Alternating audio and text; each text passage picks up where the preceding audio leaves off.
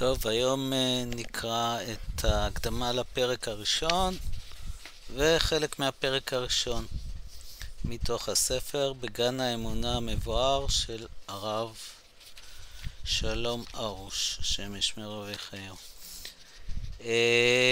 דע שכל מיני צער וכל האיסורים אינם רק מחסרון הדעת, כי מי שיש לו דעת ויודע שהכל בהשגחה מהשם יתברך, אין לו שום איסורים ואינו מרגיש שום צער, כי השם נתן והשם לקח, כך אומר איוב. ואף על פי שיש איסורים שבהכרח מרגישים אותם, כגון האיסורים שבהם מחמת ההרכבה, כמו איסורים שיש מיציאת הנשמה מן הגוף חס ושלום, ואין איסורי החולה שבהם מחמת שמתחילה הנשמה להתפשט מן הגוף, ומחמת שנקשרה הנשמה בגוף בקשר אמיץ וחזק, על כן בהכרח מרגיש האיסורים בעת הפירוד, ואף על פי כן האיסורים קלים מאוד ונוחים להתקבל, בעת שיודע בדעת ברורה שהכל בהשגחה מהשם יתברך. ומכל שכן שאר מיני צער ואיסורים שאין מרגישים כלל, כשיש לו דעת כנ"ל, ועיקר הצער והאיסורים הוא מחמת שנותנים ממנו הדעת כדי שירגיש האיסורים.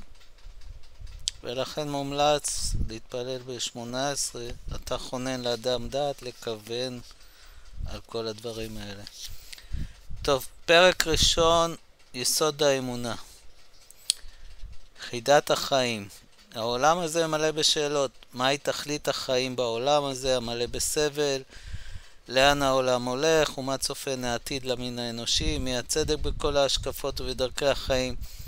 מהי הדרך אל האושר? איך באמת צריכים לחיות? והאם זה בכלל אפשרי למצוא דרך ברורה ונכונה לחיות בה?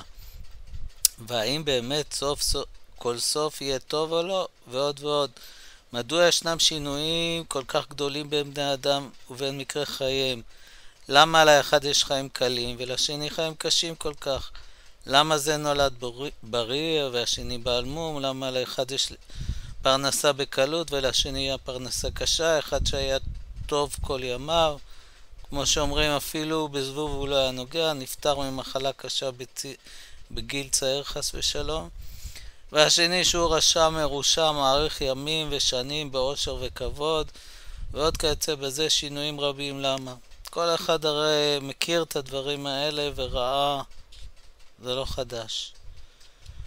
למה אני? יותר מכל מתעוררות השאלות אצל אלו שסובלים בעצמם מחסרונות. זה שפרנסתו קשה שואל, למה פלוני חי חיי אושר ורווחה ואני חי במחסור? תמידי וטרדת הפרנסה מוציאה אותי מדעתי. אחד שיש לו ילד בעל בעיה רפואית שואל, מדוע לכולם יש ילדים בריאים וחזקים ועליי נפל הגורל לגדל ילד חולני המצריך טיפול יומיומי מייגע?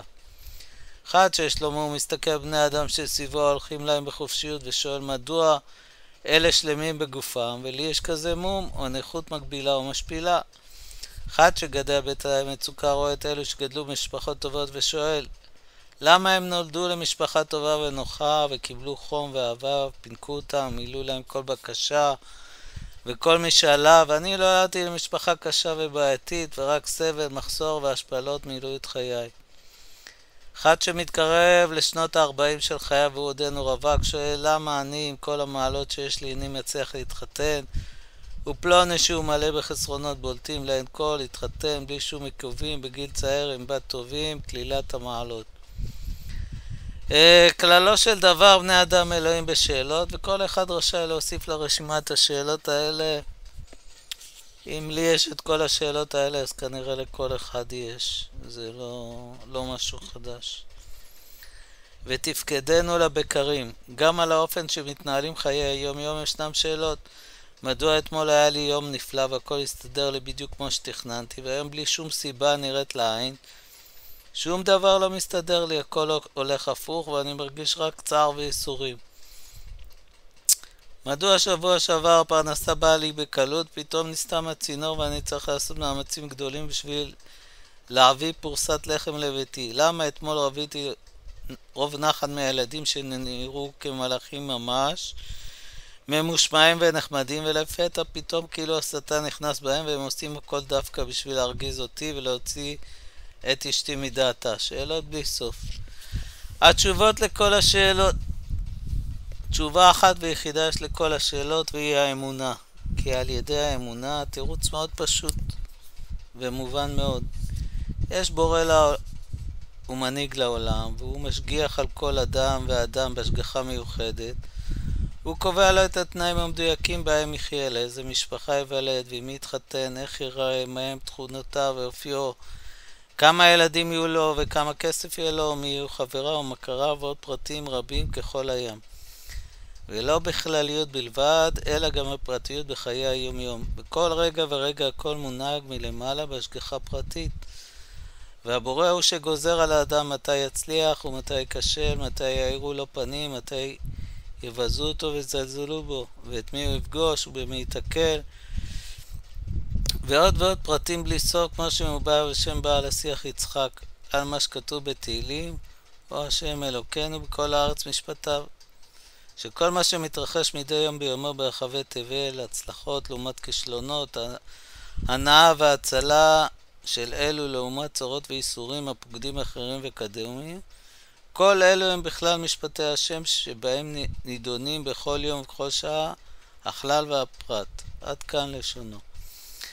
וידע שההשגחה של הבורא היא תמיד אך ורק לטובתו הנצחית של כל אחד ואחד, בשביל לכוון אותו אל הייעוד, אל המעלה ואל התכלית הטובה והנצחית שבשבילה הוא נברא. השם יתברך רואה שפלוני לא יגיע לתיקון שלו בלי המציאות המסוימת שהוא נתון בה, על כל ריבוי החסרונות שיש לו, ואלמוני יגיע לתכלית שלו דווקא על ידי מציאות אחרת של שפע ושל תפנוקים וכדומה. ולכן כל פרט ופרט בחיי האדם בלא יוצא מן הכלל, הכל בהשגחה פרטית מדוקדקת ובלי שום טעות ובלי מקרה, כפי מה שיודע הבורא שאותו אדם צריך בשביל שיגיע לתכליתו. וכאן אני מוסיף, לכן כל מה שקורה לך ביום, לא יודע, נהג חותך אותך בנסיעה, נהג תופרים לך מאחורה, משגעים אותך בנסיעות, משגעים אותך בעבודה, הכל זה נגזר מלמעלה, ואתה יכול או להתעצבן ולכעוס, או לחייך ולהמשיך הלאה. אני רואה הרבה אנשים אצלי בעבודה שהם חסרי אמונה, שכל דבר מרגיז אותם. למה הממשלה לא בונה בתים לזוגות צעירים? למה לא מלמדים את זה?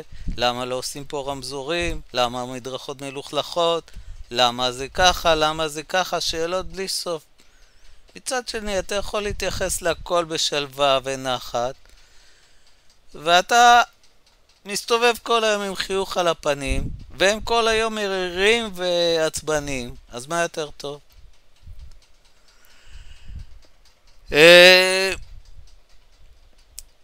פעם לא הייתי מאמין בזה. יש גם ספרים של הרב שמדברים על תודה, וראיתי שאפילו הגויים מדברים על זה. אם אני אזכור אני אביא לכם קישור. יש מגזין בשם אפוק, שהוא לא יודע, מגזין סיני או משהו, לא יודע, מערבי כלשהו, שמביא דברים מדעיים שאין בהם שום קשר לרב הראש. הוא אומר שבן אדם, מי שאומר תודה על כל דבר, החיים שלו הרבה יותר טובים. אני בהתחלה לא הבנתי את זה, מה? כואב לי הרגל, מה אני אגיד תודה? כואב לי זה, מה אני אגיד תודה? אבל שאתה מבין שבאמת הכל רצון השם, אז תגיד לו תודה, כי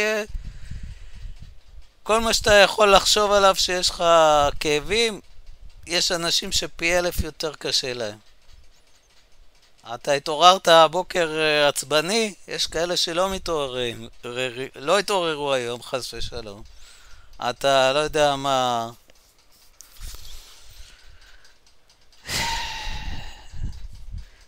האצבע הקטנה שלך נתקעה בשפיץ של השולחן, יש כאלה שחס ושלום הרבה יותר גרוע.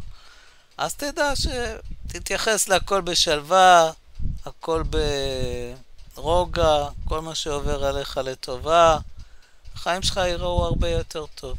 עד כאן להיום, נתראה בפעם הבאה.